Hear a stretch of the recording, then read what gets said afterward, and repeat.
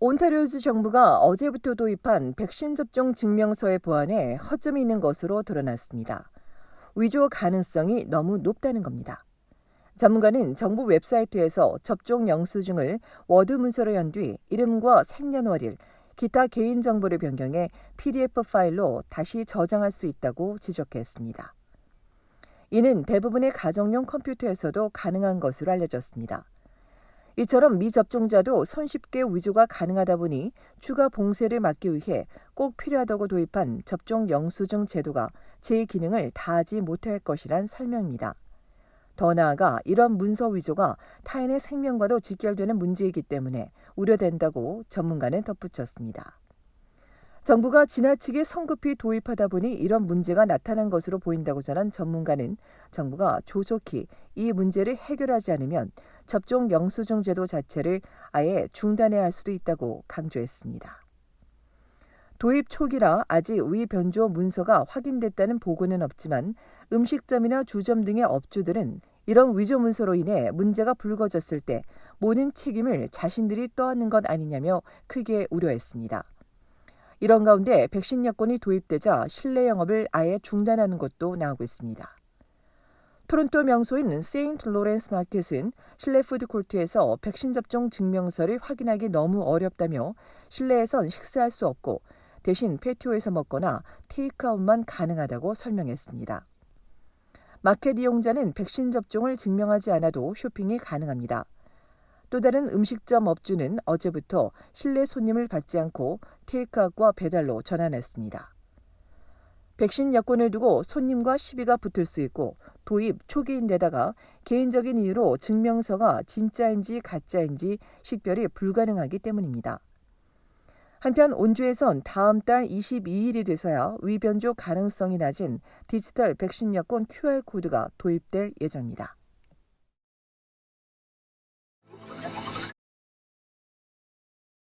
자전거를 타고 나갔다 돌아오지 않은 80대 할아버지가 일주일여 만에 숨진 채 발견돼 안타까움을 자아내고 있습니다. 온타리오주 미시사가에 거주하는 81세 이그나티오 비아나 씨는 지난 17일 오전 9시에서 10시 사이 에린밀스 파크웨이와 포크웨이 드라이브에서 자전거를 타고 나간 뒤 돌아오지 않았습니다. 그렇게 일주일 동안 실종 상태였는데 오늘 오전 10시 30분쯤 밀튼의 6라인 동쪽 로어웨이스 라인에서 자전거를 타고 가던 한 시민에게 발견됐습니다. 길가 도랑에서 숨진 채 발견됐으며 할아버지의 사망 원인은 알려지지 않고 있습니다. 가족에 따르면 숨진 비아나 할아버지는 장거리 사이클을 즐기며 생전에도 매일 50km를 자전거를 타고 달릴 정도로 매우 건강하고 강했던 것으로 전해졌습니다. 경찰은 로베이스 라인에서 할아버지가 자전거를 타는 모습이 담긴 대시캠이나 이를 목격한 사람들의 적극적인 제보를 요청했습니다.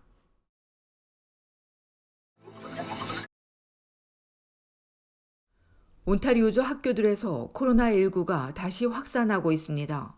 신학기 이후 어제까지 전체 공립학교 4,844개 중 14.9%인 702개 학교에서 확진자가 나왔습니다. 어제 하루에만 학교발 확진자 122명이 늘어 학교발 누적 확진자 수는 1,306명을 기록했습니다. 특히 11세 미만 연령층에서 감염자가 늘고 있습니다. 전체 확진자 중 이 연령층이 차지하는 비율은 20%로 일주일 만에 3%포인트 또 증가했습니다. 7일간 일평균 확진자 수는 121.8명으로 전주 대비 62%나 급증했습니다. 토론토의 경우 현재 9개 학교와 유아유치원 6곳에서 2명 이상의 감염자가 나와 아웃브레이크가 선언됐습니다. 현재 온주에서 병원에 입원한 19세 미만 환자는 23명입니다. 이런 가운데 온주의 코로나19 신규 확진자 수는 677명입니다. 양성률은 1.9%입니다. 이 중 433명이 미접종, 41명은 부분접종, 148명이 접종 완료자입니다. 지역별로 보면 토론토 136명, 필지역 76명, 욕지역 73명, 더럼과 윈저 에섹스, 해밀턴은 30명대입니다. 또 신규 확진자 가운데 6명이 추가 사망했습니다. 온주에서 12세 이상 접종 대상의 1차 백신 접종률은 85.5%, 2차 접종률은 79.6%입니다.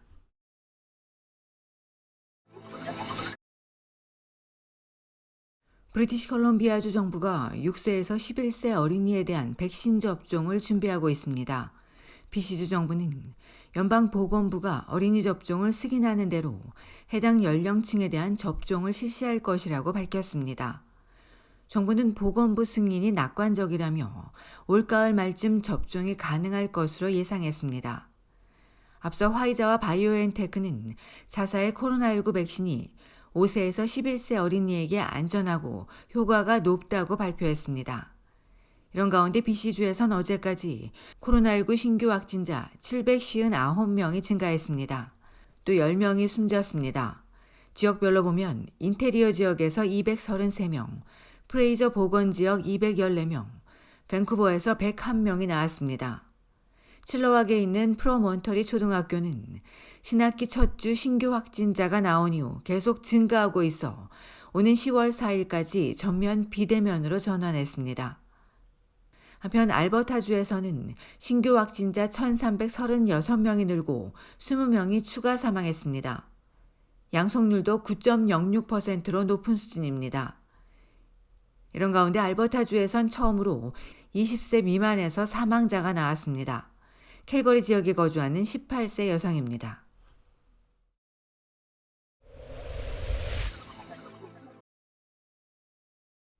온타리오주의 무궁화 한인요양원이 지난 화요일 한가위 기념 행사를 가졌습니다. 델타 변이 바이러스 확산으로 방문자 없이 어르신과 직원들만 참석한 가운데 세계 각층에서 안전하게 진행됐습니다. 한복을 입은 각 부서 매니저들이 거주민들에게 명절 인사를 드리고 송편과 전 등 다양한 추석 음식과 선물을 제공했으며 거주민들은 전통 민요와 춤, 공연을 영상으로 시청하며 즐거운 시간을 보냈습니다. 한편 요양원 관계자에 따르면 거주민들 중 2차 접종 후 5달이 지난 49명이 지난 9월 15일 코로나19 백신 3차 접종을 마쳤습니다.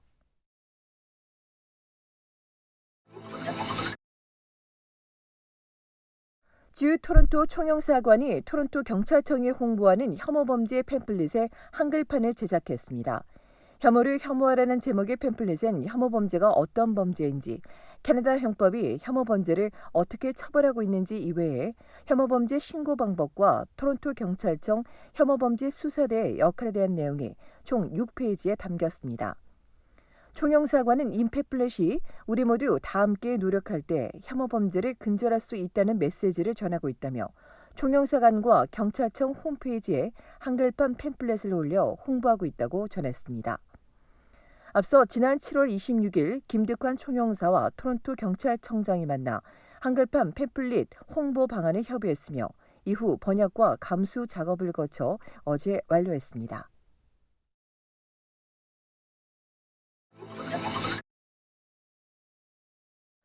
어제 온타리오주 필즈어 미시사가와 브램튼에서 총기 사건이 잇따라 발생해 3명의 사상자가 나왔습니다. 어젯밤 8시 반경 미시사가의 미드웨이 블루버드와 콜럼버스 로드 근처에서 남성 1명이 총에 맞고 숨졌으며 경찰이 사건 경위 등을 조사하고 있습니다. 이보다 앞서 오후 5시엔 브램튼의 에어포트 로드와 컨트리사이드 드라이브에서 총기 사건이 발생해 남성 1명이 그 자리에서 숨지고 여성 1명도 다쳤으나 다행히 여성은 생명엔 지장이 없는 것으로 알려졌습니다.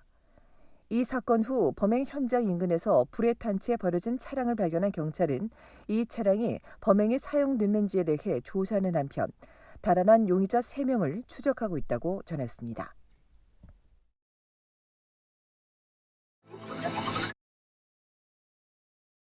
브리티시 콜롬비아주 밴쿠버 공원위원회가 코요테에게 먹이를 준 2명을 체포했습니다. 위원회가 공원을 개방한 지난 화요일 오후 로우 메일랜드 출신 주민 2명이 코요테에게 먹이를 준 혐의로 체포돼 조사를 받고 있으며 이들의 차량도 압수됐습니다. 올 들어 스탠리 공원에서 어린이와 성인을 상대로 한 코요테 공격이 잇따르자 위원회는 최근까지 2주 동안 일부 산책로와 야간 통행을 제한하고 코요테 포획에 나섰으며 이 기간 4마리가 덫에 걸려 숨진 것으로 알려졌습니다.